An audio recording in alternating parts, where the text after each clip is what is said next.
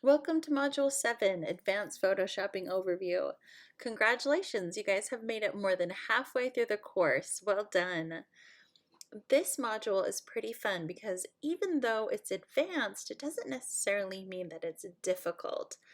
What we'll be going through are a series of Photoshop commands that will allow you to further clean up your drawings and make them look even more professional. We start with something called healing and cloning techniques this week. And what that does is it allows you to essentially patch different parts of an image.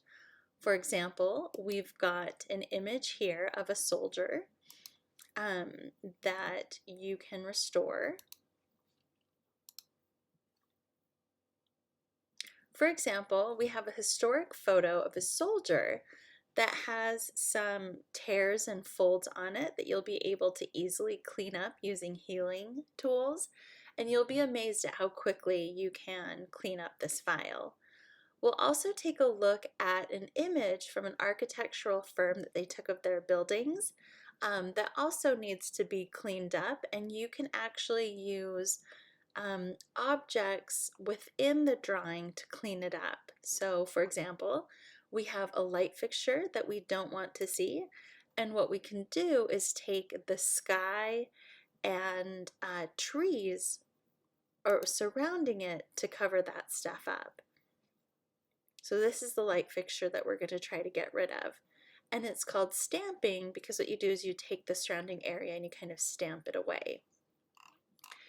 Now we're going to be using those same techniques as well to fix this house right here. This is from a real estate ad several years ago, and what we're going to do is clean it up. So using all of our healing and cloning as well as our hue and saturation techniques that we know, we're going to clean up this house and give it some really good curb appeal. Now another fun part of this assignment is that when you're done cleaning up the house to how you want it to look, we're actually going to embed your work in a discussion.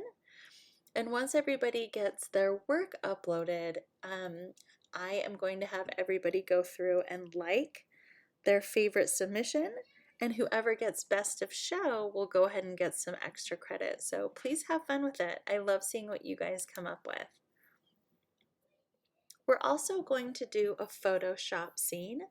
So I'm going to give you guys a couple weeks to do your Photoshop scene, but this is where you can kind of run away and do whatever you'd like. You can make any kind of a scene that you'd like. An interior, an exterior. You can use some of your own renderings as a background if you want. You can go online and put it in a cityscape context. An international context. It's totally up to you. But you'll see, just as usual, I'm looking for high resolution backgrounds, select your own items to mask, a minimum of 5, and then adjust things like the scale and the lighting to make sure that it looks like a believable scene. Again, have fun with it. And then last but not least, we are going to be doing Photoshop actions.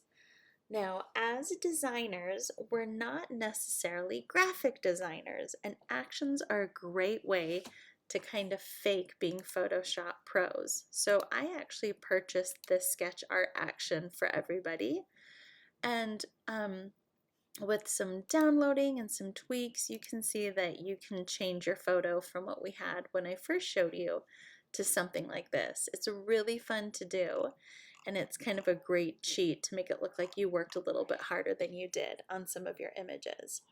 So that's it for this week. I hope you guys have fun with it, and I can't wait to see what you come up with. Thanks.